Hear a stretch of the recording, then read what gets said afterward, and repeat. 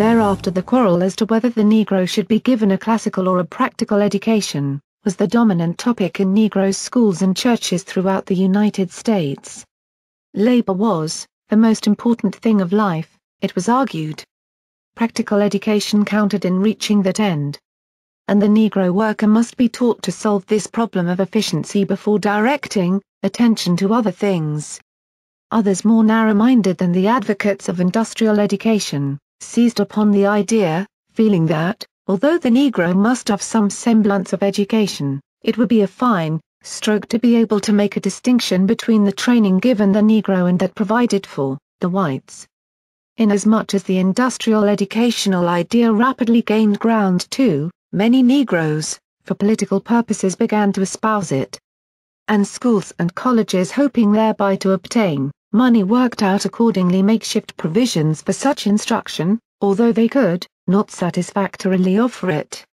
A few real industrial schools actually equipped themselves for this work and turned out a number of graduates with such preparation. Unfortunately, however, the affair developed into a sort of battle of words, for in spite of all they said and did, the majority of the Negroes, those who did make some effort to obtain an education, did not actually receive either the industrial or the classical education.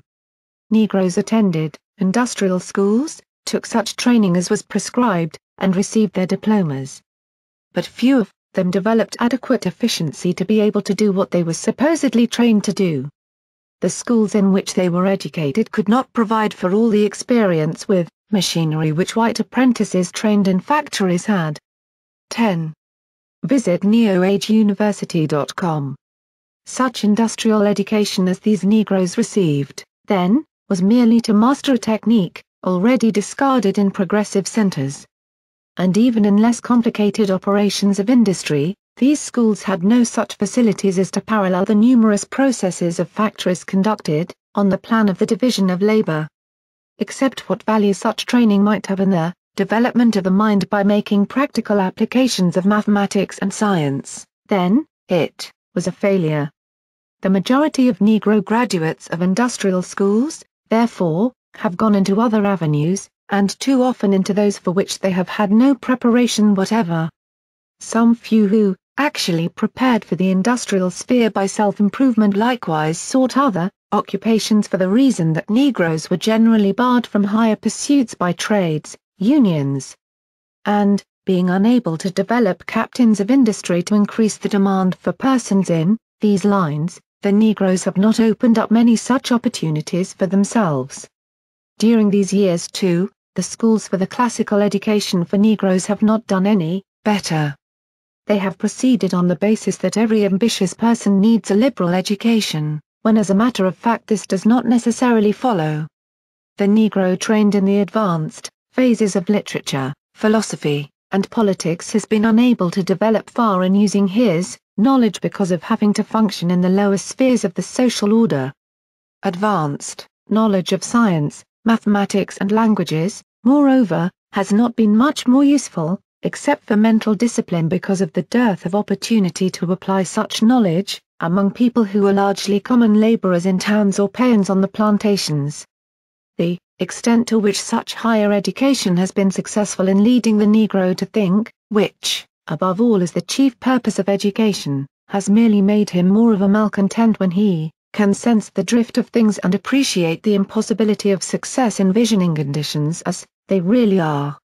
It is very clear, therefore, that we do not have in the life of the Negro today a large number of persons who have been benefited by either of the systems about which we have quarreled so long. The numbers of Negro mechanics and artisans have comparatively declined during the last 2 generations. The Negroes do not proportionately represent as many skilled laborers as they did before the Civil War. If the practical education which the Negroes received helped to improve the situation so that it is today no worse than what it is, certainly it did not solve the problem as was expected of it. On the other hand, in spite of much classical education of the Negroes, we do not find in the race a large supply of thinkers and philosophers. One excuse is that scholarship among Negroes has been vitiated by the necessity for all of them to combat segregation and fight to retain standing ground in the struggle of the races. 11. Visit neoageuniversity.com. Comparatively few American Negroes have produced creditable literature, and still fewer have made any large contribution to philosophy or science. They have not risen to the heights of black men farther removed from the influences of slavery and segregation. For this reason we do not find among American Negroes a Pushkin, a Gomez, a Jeffrey, a Captain or a Dumas.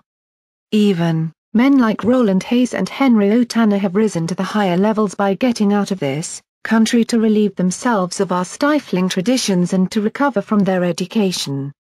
How we drifted away from the truth. How, then, did the education of the Negro take such a trend?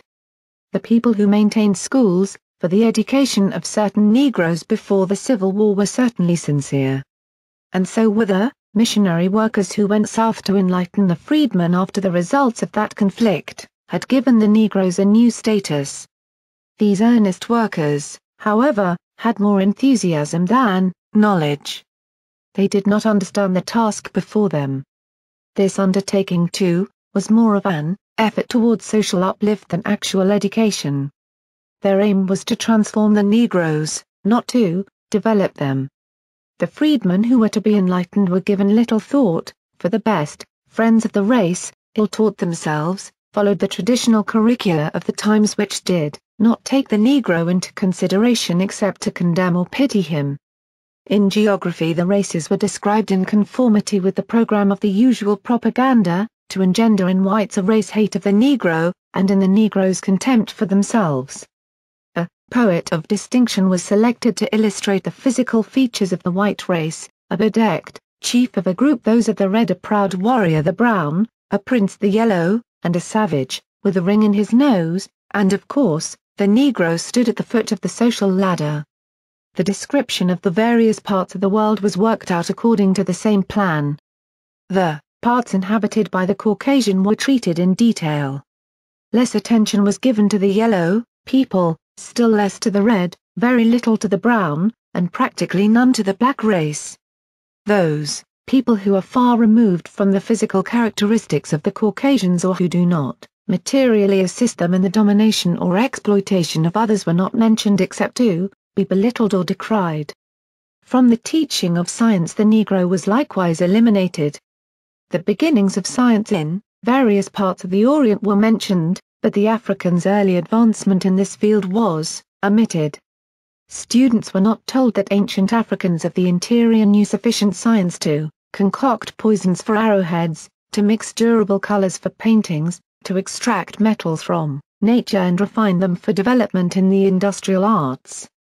Very little was said about the chemistry in the method of Egyptian embalming, which was the product of the mixed breeds of northern Africa, now known in the modern world as colored people. 12. Visit neoageuniversity.com. In the study of language in school, pupils were made to scoff at the Negro dialect as some peculiar possession of the Negro which they should despise rather than directed to